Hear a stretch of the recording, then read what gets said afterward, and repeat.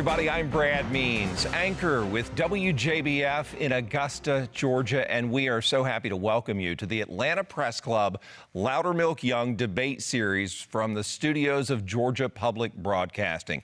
This is the general election debate among candidates for Congressional District 10. Where is that? Well, District 10 is in North Georgia, spanning from Henry and Butts counties all the way east to Elbert County. It's a beautiful part of the Peach State for sure.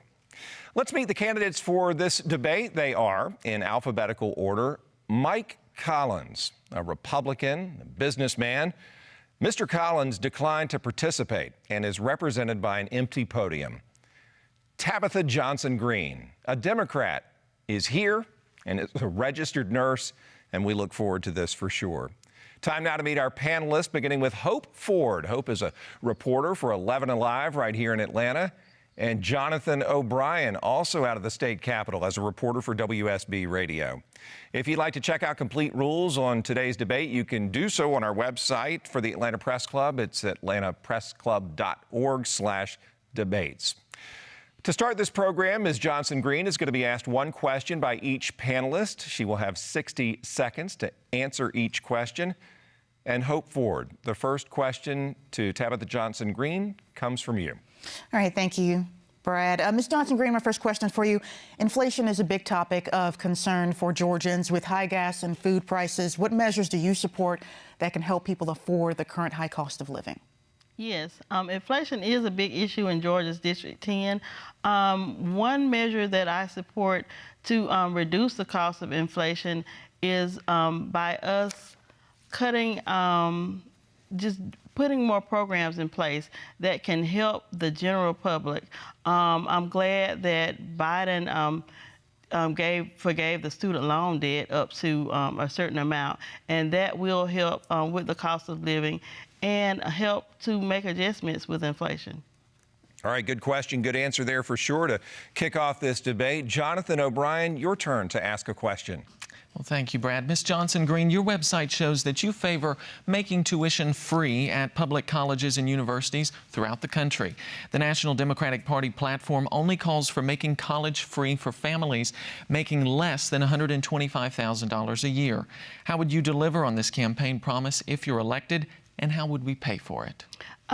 To deliver on that campaign promise and to pay for it, we can always cut into our discretionary spending. We have a huge discretionary spending budget, and so that will help to alleviate some of the costs. Well, believe it or not, that concludes the first round of our debate. Time is quickly moving along today, and hopefully we'll get a lot of issues tackled as this continues. This is typically now the part of the debate where the candidates question one another. Well, since Mike Collins decided not to take part, Tabitha Johnson Green, you may still ask a question of your opponent, represented, of course, by the empty podium, and then you may share the rebuttal that you would have given had your opponent been here. We have 30 seconds for the question part of all of that and 30 seconds for a rebuttal. So, Ms. Johnson Green, please ask your question. Okay, my question is, what are you going to do to protect women's reproductive rights? Now that Republicans have introduced a national abortion ban, abortion rights are directly on the ballot in Georgia's 10th Congressional District. The voters of Georgia's 10th Congressional District deserve to know that Mike Collins will be a rubber stamp on this nationwide abortion bill if elected. All right, so you've asked him that question. He has allegedly given his response, and then anything more you'd like to tack onto that by way of rebuttal? Yes, I do want to add this as a rebuttal. It is more urgent than ever that we defeat anti-choice Republicans like my opponent so that the GOP never has a chance to pass a nationwide abortion ban. All right, Ms. Johnson Green, thank you so much for that as we wrap up our second round. Folks, if you're just joining us for this general election debate for Congressional District 10, we welcome you. And we're going to go back now to the panel to ask questions of the candidate, Tabitha Johnson Green, and we'll do that until we run out of time. As a point of privilege, as the moderator, I may ask a question of the candidate, but I can assure you our panelists have plenty to get to. So, Jonathan O'Brien, we'll start with you. Your question for this round. Ms. Johnson-Green, I know you've already touched on it a little bit, but on your campaign website, you describe the amount of student loan debt in this country as, quote, the greatest danger to our economic security today. For those watching, that total is $1.6 trillion. You've already said that you do support what the president has done, but you also say that there needs to be a reasonable and effective way to solve this crisis. What is that reasonable and effective way? A reasonable and effective way is strengthening the programs that we already have in place to reduce student loan debt. As it stands now, millions of Americans are affected by it, and the quality of their life is affected by it in regards to purchasing a home. You know, starting a family, millions of people have put that off just because of their student loan debt. Hope Ford, how about another question for Tabitha Johnson-Green? Thank you. And Mrs. Johnson-Green, as a longtime nurse, healthcare is obviously a big part of your platform. So with hospitals closing in rural Georgia and in the city of Atlanta, what would you do to ensure affordable healthcare for all Georgians? Yes, hospitals are closing at alarming rates, especially in our rural area. We just had a hospital to close here in Atlanta, with another hospital expected to close as early as November. So what I would do is make sure and vote for and advocate for the Affordable Care Act. I believe in Medicare for all, so I would advocate for that. I do appreciate that President Biden has put a $35 cap on spending for diabetic supplies for diabetics, but that's just for seniors. I would like for that to be covered for everyone. All right, thanks a lot, Ms. Johnson-Green. We appreciate that. Jonathan O'Brien, your turn again. Last year, Ms. Johnson-Green, the state legislature passed SB 202, which has become the subject of national controversy. What are your views on election integrity, election security, and that bill specifically? Yes, with election integrity, I feel like our democracy is under attack, especially when it comes to voter suppression. There are a lot of voter suppressive issues. So I feel like we need to codify and pass the John Lewis Voting Rights Act so that all of our votes will be protected, because our vote is our voice. Hope Ford, your turn now for another question. And you brought this up not too long ago, Ms. Johnson-Green. The average household right now is struggling to qualify for an average mortgage on a home, and rents continue to skyrocket as well. What plan do you support to ensure Georgians can afford housing? I plan to make sure that every Georgian has access to affordable housing. Affordable housing is an issue, especially in District 10. So I will support bills and measures that make housing more affordable. Jonathan O'Brien, do you have another question lined up?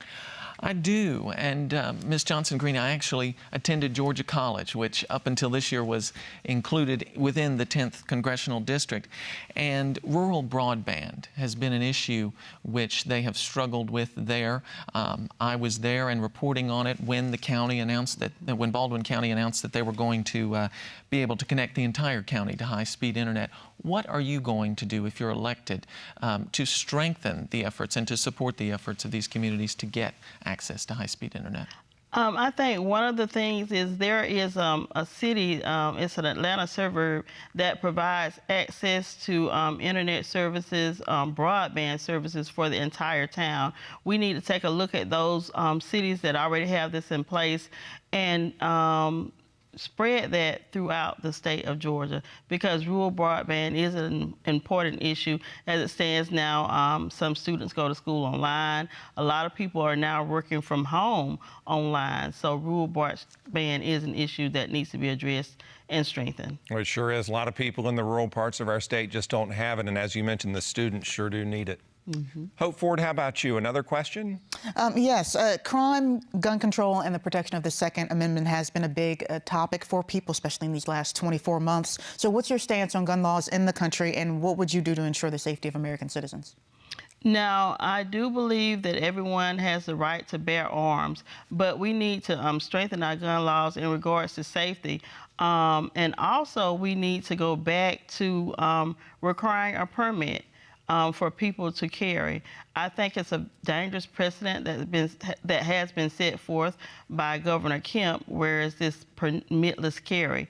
So we need to go back to requiring permits to keep firearms out of the hands of felons. So I'm not against having people bearing arms. But what we do need is to provide courses or classes in gun safety. Let me jump in real quick, if I may, Ms. Johnson-Green, and just ask about bringing business to Georgia. You know, we see a lot of companies and a lot of America's involvement when it comes to bringing goods and services here, taking place overseas. Anything to bring businesses back to Georgia and make us stronger in that regard? I think one of the ways to bring businesses back to Georgia would be starting by electing Stacey Abrams as our governor. We need to have a Democratic pro-choice governor that will bring business back to Georgia by having the laws and bills be more conducive to a progressive environment. Yes, ma'am. Jonathan O'Brien, your question now. Ms. Johnson-Green, as you travel around the 10th Congressional District, I'd like to know, what are voters telling you they are most concerned about? The biggest concern I hear about is protection of our rights as voters. A lot of people are fearful that their vote may be taken away. So I encourage them to vote, because that's the way that we are going to save our democracy, is by voting. Also, healthcare is an issue. As it stands now, some people have to drive 45 minutes to an hour to get to the nearest emergency room. And that just cannot be. We all deserve access to quality, affordable health care in our own community. So those are some of the major issues that I'm seeing on the ground. And it looks like we have time, I think, for one more question. Hope Ford, that's going to go to you before we move on to the closing statement. Thank you. Ms. Johnson-Green, you've previously said the American people have made it clear it's time to reform systemic flaws in law enforcement. So given everything that's happened since you made that statement on Twitter in 2020, what do you currently see as the status of law enforcement, and how would you work to improve the trust and transparency in law enforcement and with citizens? Okay, law enforcement is vital to our community. I do support law enforcement, but it's the bad cops and the stories of the bad cops. And we need to do more of a screening process to weed out the bad cops or the actors that are harming minorities in general. And that is, unfortunately, all the time we have for questions. I think we got to some good ones, though. Good answers, too. Tabitha Johnson-Green, you now have 60 seconds for a closing statement, please. Thank you so much, Mr. Means. Okay, while Republicans like my opponent line up behind the GOP's plan for a nationwide abortion ban, I will always fight to protect a woman's right to reproductive care and to make her own health care decisions. I want to leave you with this. Republicans are doing all they can to destroy our democracy. It is up to us to save our democracy. Please visit my website at www.tabithaforcongress.com to learn more about me and my platforms. Also, make a donation today. Remember, together we really can bring about a change in our community, our state, and our world. Thank you. All right. Thank you so much for that closing statement. We do appreciate it, and we do appreciate you tuning in as we wrap up our debate here. We do want to remind you, Election Day, of course, is coming up on Tuesday, November 8th. Early voting, hard to believe it, is already underway. October 17th, the kickoff for that, so it is going strong. Thanks to our candidate, Tabitha Johnson-Green, and our panelists, Hope Ford, Jonathan O'Brien. Great job by everybody here today. It's been a privilege to be with you. And, of course, the Atlanta Press Club. We could not do this without y'all. You arranged everything. You made it run so smoothly, and we appreciate you. So if you'd like more information about these debates, if you want to rewatch some of them, you can always go to the main website of the Atlanta Press Club, which is atlantapressclub.org/debates. Take care of yourself, everybody. Exercise your right to vote, please. I'm Brad Means. Thanks for joining us for the Atlanta Press Club Loudermilk-Young Debate Series.